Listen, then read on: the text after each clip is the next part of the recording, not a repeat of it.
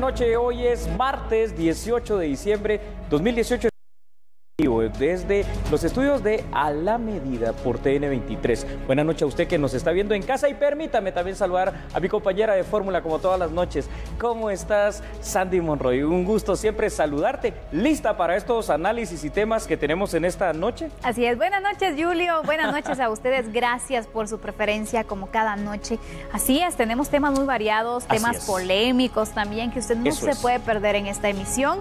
¿Y qué te parece si damos un adelanto, pero con los titulares? Me parece bien. Veamos los titulares.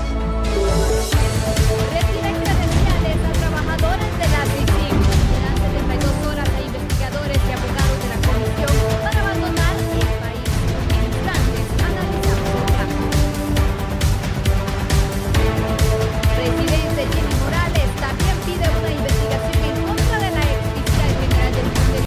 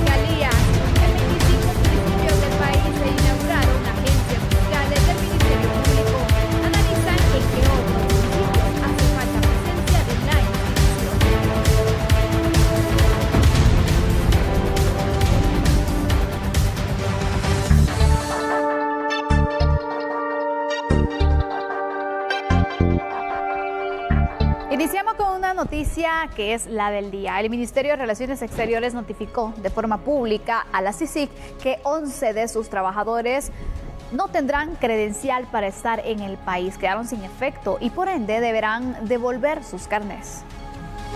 La Dirección General de Protocolo y Ceremonial Diplomático del Ministerio de Relaciones Exteriores notifica públicamente a la Comisión Internacional contra la Impunidad en Guatemala y a las siguientes personas: Coroliano Marcelo Umpirres Osorio, John Washington Jiménez Robaina, Vicenzo Caruso, María Martín Quintana, Fernando Robles Reyes, Gilen Osorio Zuluaga, Roque Marcelo Belis López, Horacio Roberto Picardo Candia, Luis Fernando Orozco Álvarez, Fernando Washington dos Santos Oliveira, César Augusto Rincón Sabogal. Que el día lunes 17 de diciembre del presente año se les comunicó que sus acreditaciones quedaron sin efecto, por lo cual se les solicita la devolución de los carnets de identificación que les fueron otorgados de manera personal e individual, como expertos de la comisión y familiares. Según el caso, debido a que desde la fecha de la revocatoria y denegatoria de sus visas, dejaron de gozar de los privilegios e inmunidades que en tales calidades les correspondieron. Quienes se pronunciaron al respecto de esta decisión fue la CICIG y el Ministerio Público. Se refirieron entonces a esta notificación que hizo la Cancillería guatemalteca. La información citada en el diario oficial no ha sido notificada a la CICIG mediante los canales diplomáticos correspondientes. Un aviso en una publicación del diario oficial no corresponde a las vías diplomáticas de comunicación previstas. La comisión no ha sido notificada mediante un procedimiento que esté legalmente previsto, por lo que no puede considerarse una notificación diplomática. Las inmunidades a las que se refiere el acuerdo de CICIG derivan del convenio de creación de la comisión, no de la acreditación ni de las visas de cortesía. La Comisión Internacional contra la Impunidad en Guatemala sigue trabajando en el marco del expresado en su acuerdo de creación, que señala que es mediante el diálogo entre el Gobierno de Guatemala y la Secretaría General de Naciones Unidas la vía para solucionar cualquier diferendo. Debo de manifestarles que, según tengo conocimiento, ellos no han sido notificados aún legalmente. Más sin embargo, la situación legal falta todavía, porque sobre la base de la resolución que se emitiera, ellos pueden perfectamente impugnar la misma y sobre esa impugnación luego todavía tienen acceso al amparo correspondiente a manera de que se les resuelva su situación jurídica. Bueno, y ya lo decía Sandy Monroy, esta noche los temas son polémicos y empecemos a perfilar el tema del cual estamos hablando en esta ocasión. Recuerde usted que desde el mes de agosto del año 2017 hay una controversia entre las dos partes que firmaron este acuerdo, es decir, Naciones Unidas a través de su secretario general y obviamente el Estado guatemalteco. Y esta controversia ha sido la controversia derivada de la situación del comisionado de CICIG, recordará usted, Iván Velázquez Gómez. Ahora, esta situación también, hay que decirlo, está contemplada para su solución. Pareciera tan simple, ¿verdad?, en el artículo 12 del acuerdo de creación de CICIG, el cual indica que cualquier situación que se presente debe resolverse, dice el acuerdo, mediante la negociación consensuada por ambas partes.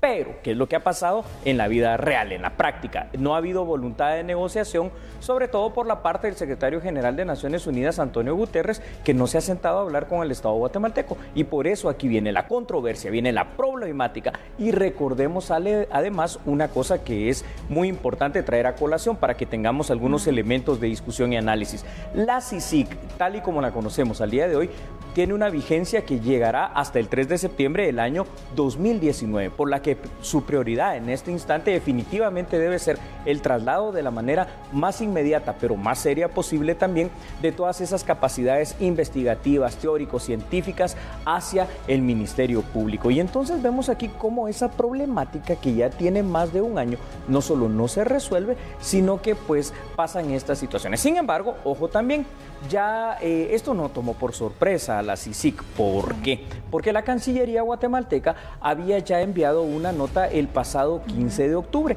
donde les avisaba que a estos funcionarios que el día de hoy fueron emplazados, pues se les estaba quitando y retirando la visa y el permiso para tener esas preeminencias que tienen como trabajadores de CICIG aquí en Guatemala. Julio, quiero que perfilemos algunos de los diplomáticos, en este caso, o empleados de CICIG que ya no tienen esta credencial. Si no estoy mal, dentro de estos 11 hay 2 personas que ya fueron señaladas. Una que emitió declaraciones indicando que la CICIG era superior a la Constitución. Luis Fernando Orozco. Y otro que era señalado también por estar involucrado con el tema de la golpiza. ¿Te recuerdas al joven de apellido Cimeri? Cimeri. Y además hay otra funcionaria, ya lo vamos a ver para que lo tengan en pantalla, que era la CICIG allá en el departamento, en la segunda ciudad más importante de nuestro país, que era Quetzaltenango. Los 3 están altamente cuestionados. Y aquí esto es muy importante lo que tú dices, porque a veces cuando no se hacen los análisis completos, solo se mira una parte. Y la parte que está viendo la gente o que a veces, precisamente como tú bien dijiste, le tratan de perfilar en otros medios de comunicación y en redes sociales, es que el gobierno hizo unilateralmente esto. Pero, a ver, ¿cuál debería ser el perfil sobre todo estos funcionarios que vienen a combatir esa corrupción y esa impunidad aquí en Guatemala? Debería ser un perfil intachable. Y esto rompe con acuerdos que ya están establecidos. Es más, si me permites, vamos a verlo en pantalla, porque esto es por demás importante.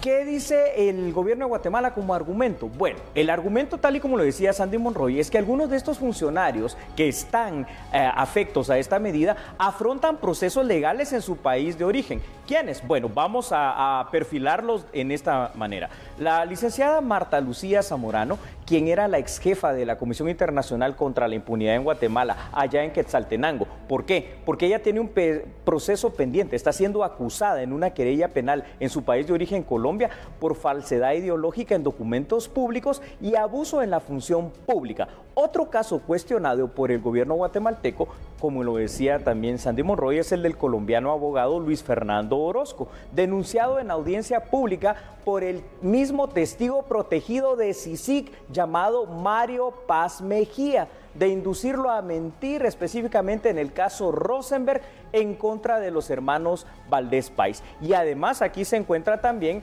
el tema del otro funcionario que está acusado de haber propinado una golpiza al joven Cimeri. Ahora, ¿esto qué es lo que hace? Bueno, yo le invito ahorita que regresemos con las cámaras en mis manos, como siempre aquí hay que irnos a lo legal. En mis manos tengo, como usted puede ver, el acuerdo de creación entre el Estado de CICIG, signado, ¿verdad?, por el gobierno de Guatemala y obviamente también por Naciones Unidas. Voy a hacer un movimiento, perdonen, ¿para qué? Para pasarme al artículo número 3, que habla del artículo número 3, cómo deberían de ser las calidades de las personas que trabajan para la CICIG aquí en Guatemala, porque su función es muy importante. En el artículo número 3, en la literal J específicamente, si me permite voltearlo para poder leérselo íntegramente, pero usted búsquelo ahí en internet, dice que este personal y este equipo técnico debe ser de probada competencia y de integridad moral y personal,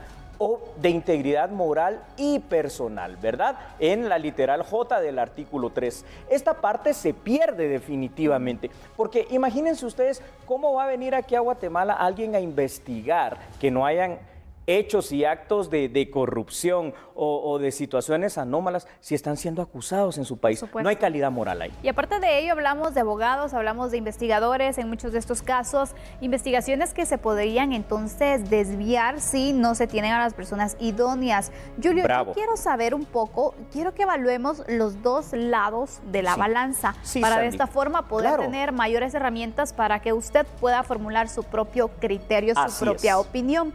Por ejemplo, esta situación de retirar las credenciales a estos trabajadores de CICIG cuando hay algunos investigadores, ¿cómo deja el trabajo de CICIG? ¿Qué podría pasar ahora con esta comisión?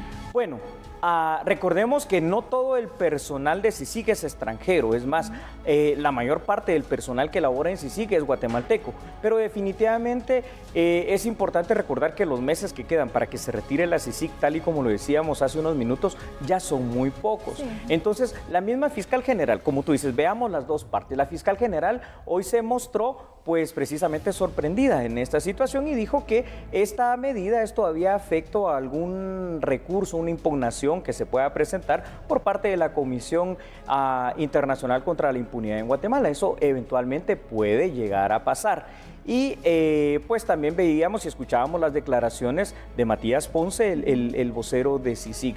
Y él decía algo muy importante, el vocero de CICIG, que si usted me permite tomar nuevamente el documento, es que todo debemos de basarlo al final de cuentas en los acuerdos. Matías Ponce, el vocero de CICIG, mencionó en su alocución que lo que no se ha dado aquí, ¿verdad?, es lo que reza el artículo 12 del convenio de creación, el cual yo estoy señalando y que lo invito por favor que usted en casa no solo lo busque, sino que lo lea. ¿Qué dice este artículo 12 que estoy señalando? Que cuando surge una controversia, las dos partes, el Estado guatemalteco y la Comisión y la Organización, gracias Andy, de Naciones Unidas, deben de sentarse a resolverlo a través de la negociación. Eso no ha pasado y no ha pasado básicamente, aquí también hay que decirlo, el Estado guatemalteco, muchas gracias, lo ha pedido en reiteradas ocasiones, pero no ha estado esa voluntad de la otra parte. Yo creo que la mezcla de todo eso hoy tiene esta situación que se ha perfilado, como tú bien dijiste, en el tema del día, Sandy. Aparte, recordemos que en la reciente asamblea el presidente lo planteó. Correcto. Y también te recuerdas de la reunión que tuvo entonces con el secretario general, donde al final no se logró ningún tipo de acuerdo.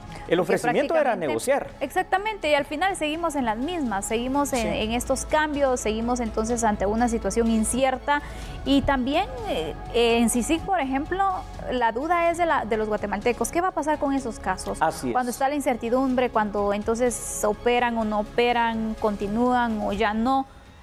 Es difícil poder trabajar así también. Es difícil poder trabajar así, por eso recordarás también en su oportunidad, este mismo año, pero más o menos 3 meses atrás, el secretario de Estado norteamericano Michael Richard Pompeo daba una posible solución alterna, es decir, este mandato de CICIG ya sabemos terminará el próximo 3 de septiembre del año 2019, pero dejaba abierta la posibilidad de una nueva fase de colaboración con unos cambios estructurales para que CICIG precisamente pues pueda dedicarle el tiempo que se requiera a cumplir con lo que dice su mandato, ¿no? Y que ambas partes, Estado guatemalteco y Naciones Unidas, pues puedan encontrar algo que es muy importante para Guatemala, la lucha contra la impunidad y contra la corrupción, porque vamos otra vez, Sandy, a los números, y estos números estadísticos son importantes. Cuando CICIG vino en el año 2006, que empezó a funcionar en el año 2007, ¿no? Por eso es que tiene 11 años de funcionar, el índice de impunidad, según el mismo Carlos Castresana, el primero de los comisionados en Guatemala, estaba entre el 98 y 99%. La estadística judicial y de todas las instituciones de justicia juntas hacen que la estadística al día de hoy, después de 11 años, sea que el índice de impunidad se maneja entre el 95 y el 96%. Todavía creo que nos ha quedado a deber en ese sentido como resultado, Sandy. Por supuesto, Julio. ¿Qué va a pasar entonces con estas 11 personas? Se planteaba, bueno, ellos tienen su visa. ¿Sí? ¿Qué diferencia hay de que les retiren porque las visas, obviamente, solo los países las pueden revocar en este caso, pero que les retiren entonces las credenciales? ¿Qué repercusiones tiene o qué significa esto? ¿Qué diferencia hay entre una cosa con la otra? Importante pregunta acabas de hacer. El hecho de que les hayan retirado la visa en el mes de octubre prácticamente los dejaba en la misma situación para poder laborar en Guatemala, ¿verdad? Por las prerrogativas que tienen como funcionarios de CICIG. Pero ahora que se les están quitando las credenciales, no es el simple hecho de que se le retire un carnet a ellos y a sus familias. No, eso significa que se le retiran las prerrogativas que tienen e inmunidades, porque también las tienen, para poder desarrollar su trabajo. Entonces ya no pueden hacerlo acá. ¿Es como permiso de trabajo? Es como el permiso en cuanto a las calidades morales que dice acá el mismo acuerdo de creación en su artículo 3 y a las cualidades y calidades éticas que deben de tener para cumplir con su trabajo. Eso es lo que significa. Por último, es decir, sí o sí tienen que abandonar el país. Pues en este momento eso es lo que está planteado, pero la misma fiscal general, yo me retrotraigo a las palabras que ella dijo, es decir, ¿todavía cabe un recurso? Sí, caben recursos de impugnación, por ejemplo, ¿dónde? Amparos o algún otro tipo de situaciones ante las altas cortes de este país. Me refiero a la Suprema, entre comillas Suprema, y a la Corte de Constitucionalidad. Bueno, Julio, gracias por todos esos aportes, de verdad que nos ayudan mucho. Esperamos haberle aportado a usted esos elementos para que usted vaya analizando y lo invitamos sobre todo a poder revisar, analizar y a leer esta ley de creación de CICIG para que usted conozca más a fondo. Nos vamos a una pausa, regresamos enseguida, ¿te parece? Me parece, somos a la medida.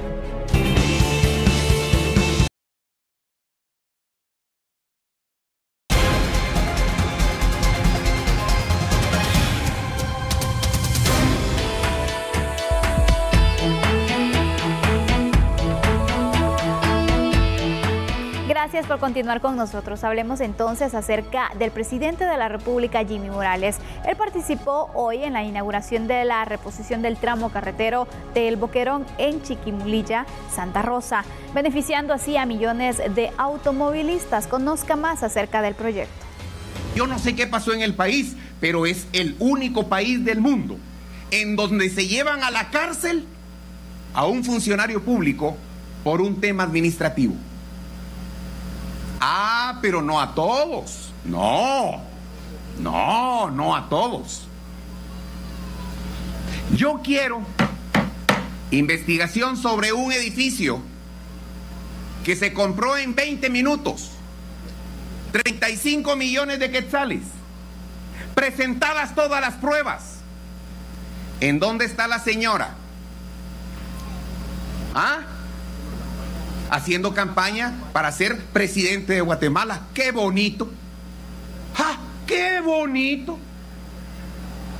Además, dicen, y ahí están las pruebas, dicen que contrató durante más de un año a una persona que tiene 7 años de estar en Estados Unidos y resulta que es el hijo de su candidato vicepresidencial. ¡Ay, no lo sabían! ¿Dónde está esa señora? Haciendo campaña política para querer ser presidente de Guatemala. ¿Por qué tengo la fe que se va a hacer justicia? Porque yo creo en el pueblo de Guatemala, porque yo soy pueblo de Guatemala. Contándoles de un hospital que vamos a inaugurar en Villanueva, que me ha costado casi la vida poderlo inaugurar. ¿Quiénes me detienen? Me ha detenido la Contraloría General de Cuentas,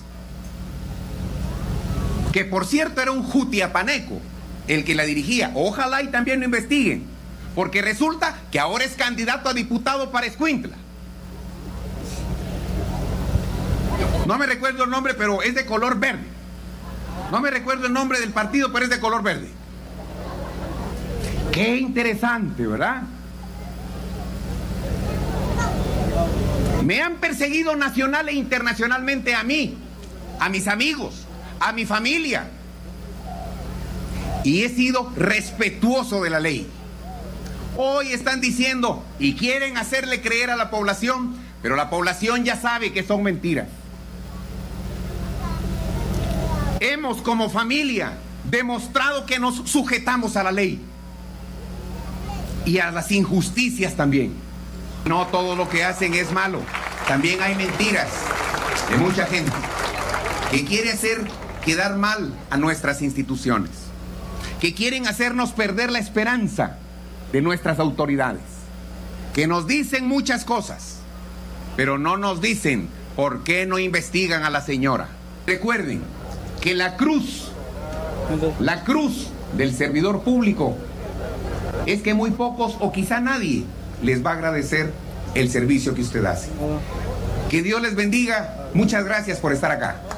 A ver, se recuerda que le decíamos que los temas de hoy son altamente polémicos. Declaraciones fuertes, podemos decir. Sí, declaraciones fuertes del presidente de la República, quien en este día pidió públicamente, como usted pudo escuchar, una investigación penal sobre la compra del edificio del Ministerio Público ubicado en la zona 5 que se hizo el año pasado y que fue adquirido durante la administración de la exfiscal general Telma Aldana. Recordemos además que en este tema ya se integró en su momento una comisión de 5 diputados del Congreso de la República, quien también en su momento presentó ante el propio Ministerio Público una querella penal en contra de la exfiscal Aldana por la sobrevaloración de este edificio específicamente. Digamos que esta es la primera parte que podemos ir analizando porque se tocaron varios temas durante esta alocución del presidente, pero también es importante decir y recalcar que mencionó el hecho de que a su criterio la exfiscal general Telma Aldana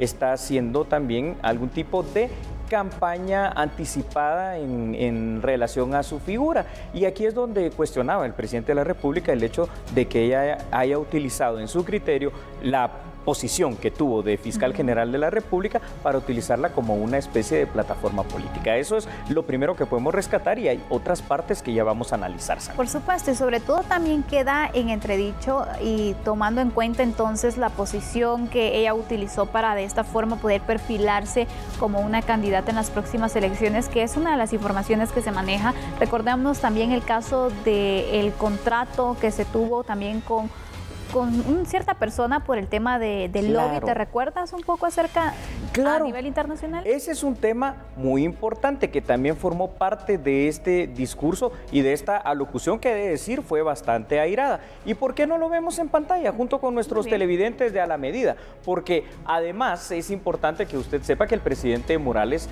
también afirmó que actualmente el exfiscal general de la República, Telma Aldana, se encuentra, como ya dijimos, haciendo, según dijo él, una campaña anticipada sin ser debidamente sancionada por los entes correspondientes y a su vez refirió lo que tú decías, habló del contrato millonario por asesoría que se le hizo a un ciudadano guatemalteco radicado en Estados Unidos de nombre José Carlos Marroquín, quien resulta ser el hijo del supuesto candidato vicepresidencial que acompañaría en la fórmula para las elecciones a Telma Aldana. También uno de los argumentos esgrimidos por el mandatario en esta alocución fue el de que los exfuncionarios públicos no deberían, como tú bien dijiste, utilizar estos cargos como si fueran un trampolín, una plataforma para poder hacer imagen y acceder después a estos cargos de elección popular.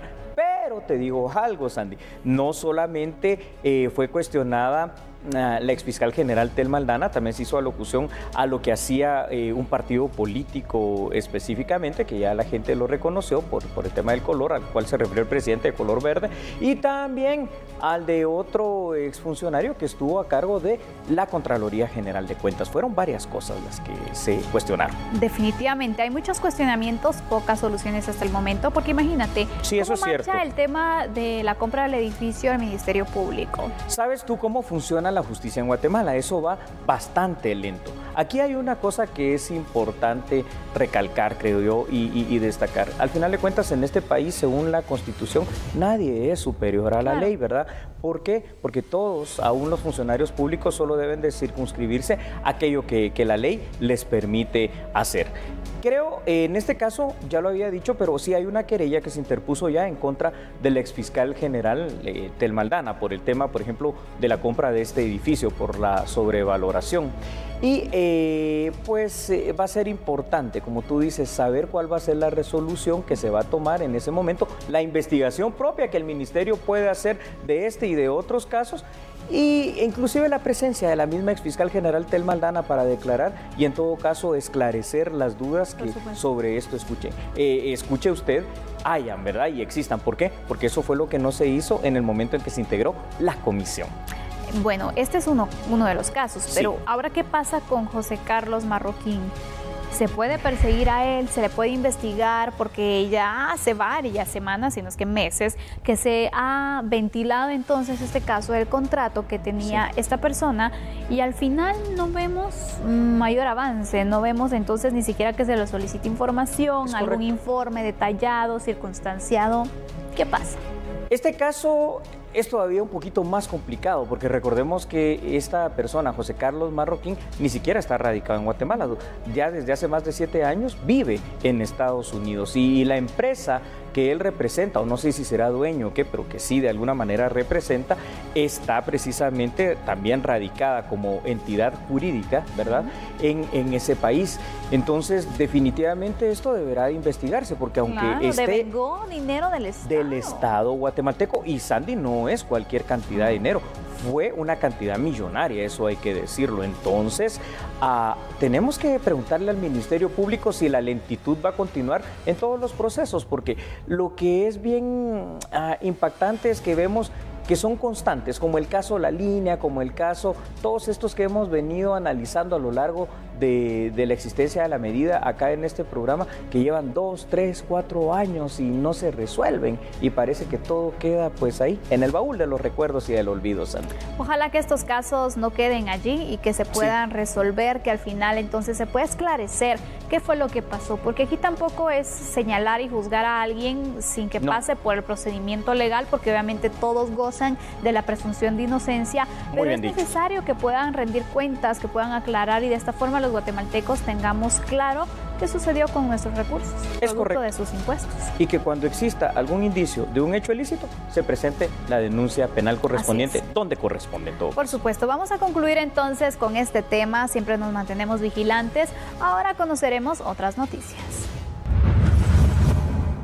Hablemos acerca de las fiscalías que en 25 municipios del país se tienen y se inauguraron también las propias agencias fiscales del Ministerio Público. Conozca dónde se ubican y también qué es lo que se busca.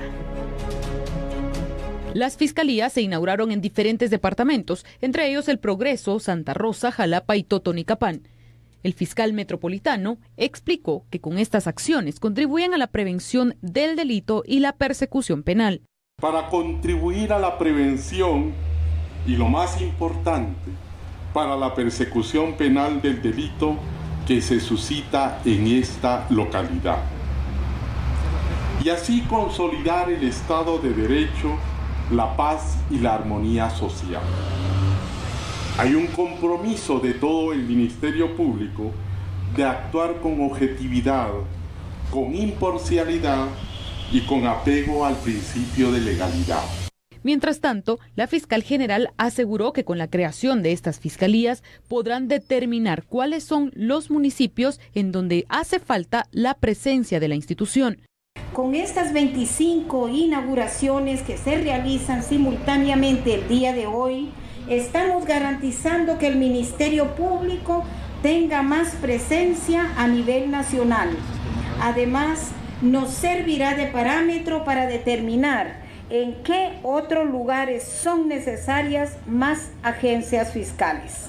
Las agencias fiscales que hoy inauguramos están en capacidad de investigar y perseguir penalmente los hechos que constituyen delitos y que se cometan en el ámbito de su competencia territorial. Las autoridades recomiendan que por cada fiscalía municipal debe existir una sede del Instituto de Ciencias Forenses. Sin embargo, esta institución no tiene este nivel de cobertura.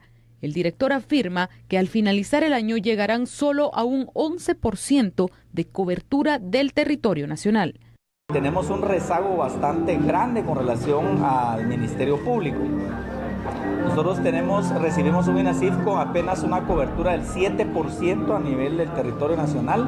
El Ministerio Público está llegando ahora a un 25%. Sin embargo, haciendo un gran esfuerzo, esperamos culminar el año o terminar por lo menos el mes de enero a más tardar del siguiente año con una presencia de 38 municipios del país.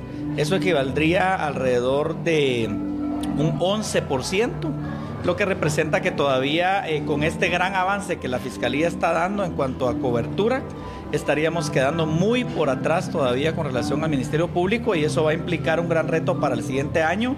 El Ministerio Público deberá pagar 47 millones de quetzales más de forma anual. Esto solo para el mantenimiento de las 25 nuevas fiscalías. Sandy, una pregunta tengo para ti. ¿Te suena el nombre Jacqueline Caal?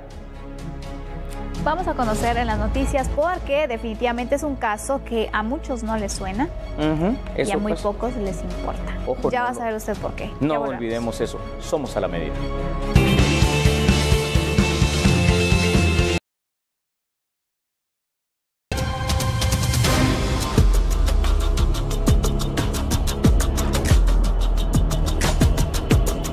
Le pregunto a usted, ¿se recuerda del nombre de Jacqueline Caal? ¿Se recuerda de este caso que le hemos dado a conocer en las noticias? Bueno, parece que a algunos sí, se les ha olvidado. Resulta que el representante demócrata Joaquín Castro pidió la renuncia del director de Agencia de Aduanas y Protección Fronteriza de Estados Unidos por no informar a tiempo sobre la muerte de Jacqueline Caal, la niña guatemalteca de 7 años que murió mientras se encontraba bajo la custodia de la patrulla fronteriza. Los comentarios del congresista se dieron luego de que él y una delegación del UANS, legisladores realizaron algún tipo de revisiones a las instalaciones donde la niña estuvo bajo custodia antes de su muerte. Y es interesante esta evaluación que realizaron, porque según los congresistas, el lugar no tenía servicio de agua. Únicamente habían 2 baños portátiles. Además, la comida se limitaba a barras de granola. Imagínense ustedes, uno de los congresistas describió las celdas de detención donde niños y adultos son encerrados como inhumanas. Otro congresista criticó el equipo médico disponible y la capacitación del personal en la frontera para poder manejar emergencias médicas. Afirmó también que a la niña deberían haberle tomado los signos vitales desde la primera vez que su padre dijo que estaba enferma, y de esta manera tal vez se hubiese podido evitar su muerte. Sin embargo, ahora la pregunta es: ¿qué están haciendo al respecto? Estos fueron los señalamientos de este congresista y la delegación también de legisladores del Comité Hispano del Congreso que realizaron la visita y evidenciaron así esta situación inhumana, como la calificaron, Julio. Impresionante, Sandy. Realmente con lo que tú acabas de decir creo que ya estaría el análisis completo. Sin embargo, hay otras cosas que tenemos que conversar con nuestros televidentes y contigo para poder tener toda la panorámica. En Estados Unidos, tanto congresistas, pero también medios de comunicación social estadounidenses han desatado una verdadera polémica y un debate fuerte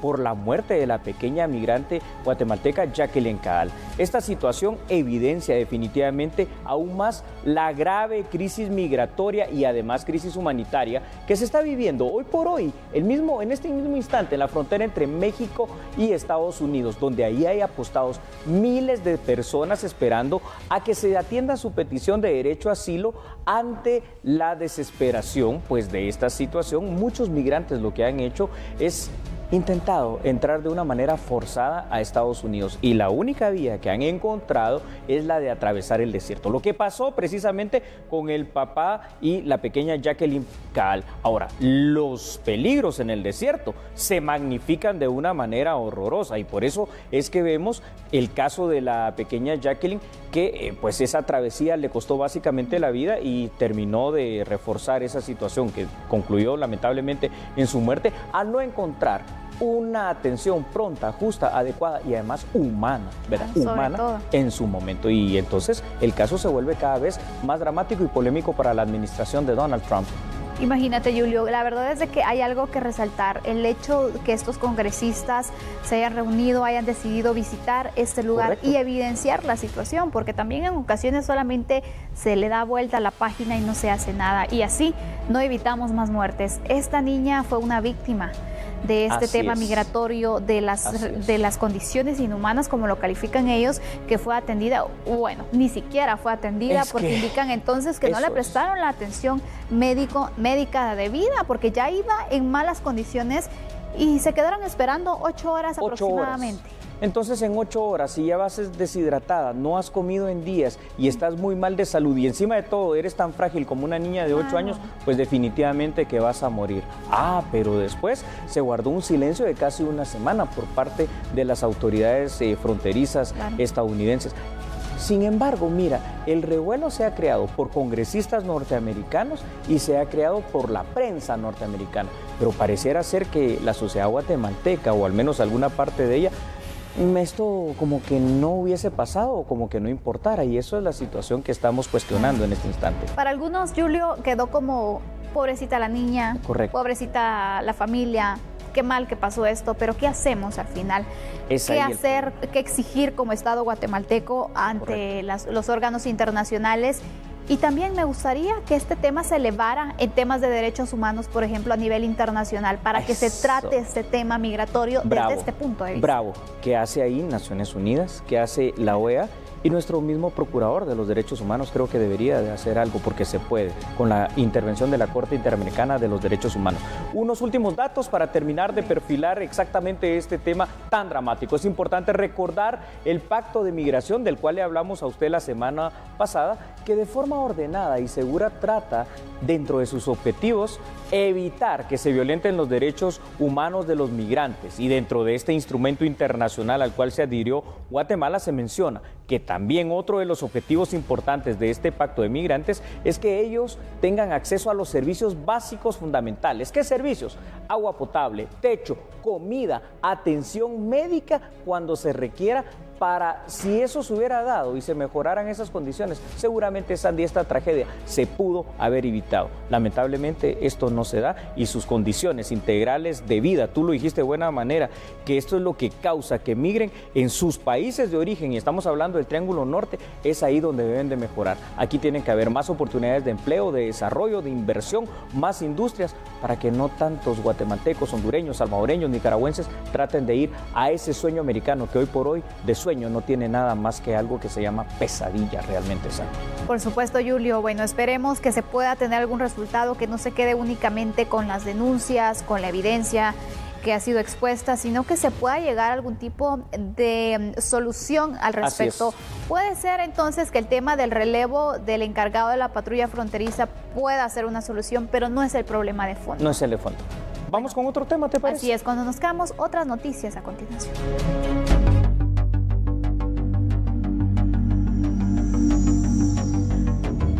En otra información de carácter judicial, los médicos del Instituto Nacional de Ciencias Forenses solicitaron una prórroga al juez Miguel Ángel Gálvez para constatar y elaborar un informe médico sobre la salud del expresidente de la República, Otto Pérez Molina. Médicos del Instituto Nacional de Ciencias Forenses le solicitaron al juez de mayor riesgo Miguel Ángel Gálvez unos días para poder elaborar, constatar la salud del expresidente de la República, Otto Pérez Molina, y de esa cuenta, a finales de esta semana, entregarle este informe al juzgador para poder conocer y establecer cuál es el cuadro clínico del exfuncionario. Tomando en consideración, como ellos lo explican en la ampliación, que tienen que revisar primero el expediente y después del expediente tienen que evaluar al señor Otto Pérez Molina. Entonces, a raíz de eso nos solicitó que le ampliáramos el plazo a 5 días. Se dictó la resolución el día viernes donde se le amplía el plazo y considero que el día lunes se le notificó. Entonces está corriendo prácticamente el plazo de los 5 días.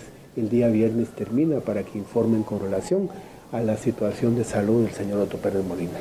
Este informe podría ser utilizado por el juzgador para poder analizar dos situaciones. Número uno, poder ordenar el reingreso del expresidente de la República, Otto Pérez Molina, a la cárcel del Mariscal Zavala, o bien ordenar que continúe en el centro militar donde se encuentra desde hace aproximadamente 4 meses, recuperándose de una intervención quirúrgica en el corazón. Con imágenes de Gabriel Hernández, un reporte de Hugo Morales. Vamos a continuar con las noticias, pero antes vamos a una breve pausa comercial. Así es, ya regresamos. Somos a la vez.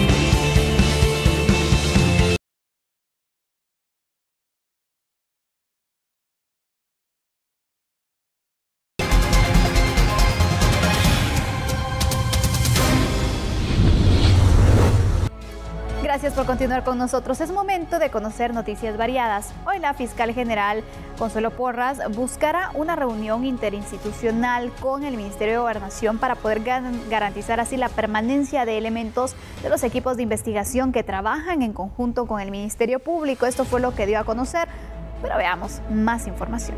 Estoy pensando tener una reunión con el señor ministro de Gobernación a manera de que nos podamos institucionalmente ponernos de acuerdo en que la gente con el expertise y la capacidad investigativa que corresponda a los cuadros de la Policía Nacional Civil puedan ser permanentes, porque esto favorece sin lugar a dudas la investigación y la participación que ellos tienen dentro de la investigación de determinados casos. Entonces vamos a hablar institucionalmente para ver si es la permanencia de todos estos miembros que pertenecen pues al equipo de investigación de la Policía Nacional Civil. Bueno, viene la época de celebración, ¿no? Navidad y Año Nuevo, pero tenga cuidado. ¿Por qué? Porque las redes de trata de personas están aprovechando precisamente estas fiestas de fin de año para reclutar a menores y adolescentes. Esto según lo que denuncian las autoridades de la SBET, y dicen que es por ello que hicieron un llamado a los padres de familia para estar al tanto de sus hijos. Vean la información aquí en A la Medida. A poco de cerrar este año, la cifra de denuncias ante el Ministerio Público registrada en 2017, que fue de 288, podría ser superada. Según los datos comparativos que tenemos registrados de las denuncias presentadas ante el Ministerio Público, en el año 2017 cerramos el año con un total de 288 denuncias presentadas y según la información fuente, a lo que vamos de enero a noviembre de este año, llevamos un total de 242 denuncias recibidas en el Ministerio Público. Autoridades de SBET hacen un llamado a padres de familia a fortalecer la vigilancia de sus hijos. El uso de las redes sociales que hoy en día están pues siendo muy utilizadas por nuestros niños y adolescentes especialmente, pues también son utilizadas por los delincuentes para poder captar a sus víctimas. Así que es importante que los padres de familia en esta época de vacaciones estemos muy atentos al uso de las redes sociales que hacen nuestros hijos, ya que a través de ellas están adentro de nuestra casa, pero en comunicación con el mundo entero. Y en ese orden de ideas, SBET ha trabajado muchísimo también en la información y difusión de los temas de los delitos cibernéticos y de cómo hoy por hoy se están propagando más cada día el hecho de que nuestros adolescentes compartan, por ejemplo, fotografías con poca ropa, que se le estén compartiendo a otras personas o que estén aceptando invitaciones de amistad de personas que realmente no se sabe si es un perfil verdadero o es un perfil falso. Alta Verapaz, Guatemala, Escuintla, Izabal y Santa Rosa son los departamentos con mayor número de denuncias por el delito de trata de personas. Hay muchas familias que ya están preparando su viaje para fin de año, pero según reportes de migración, miles de ciudadanos no podrán contar con la misma suerte para celebrar las fiestas de fin de año en otro país por deudas, problemas con la ley o incumplimiento en la entrega de las pensiones alimenticias. Estas son algunas de las razones por las cuales tienen la prohibición. De enero a la fecha, Migración ha emitido 34.564 órdenes de arraigo. De esa cifra, cerca de un 45% de ciudadanos ha logrado solventar su situación legal por vía judicial o por vencimiento. En lo que va de diciembre se han arraigado a 1.773 personas. De esa cifra, 1.247 son por vía civil, que corresponde a deudas por tarjetas de crédito o con otra entidad financiera. Otro de los reportes son por vía penal, que de enero a la fecha se registran 7.024. Autoridades migratorias recomiendan verificar su situación legal previo a viajar para evitar complicaciones al salir por vía terrestre, aérea o marítima. Sí. Le queremos agradecer el favor de su sintonía y lo invitamos desde ya para mañana en vivo a las 21 horas acá en TN23. Que descanse, feliz noche, hasta mañana. Feliz noche.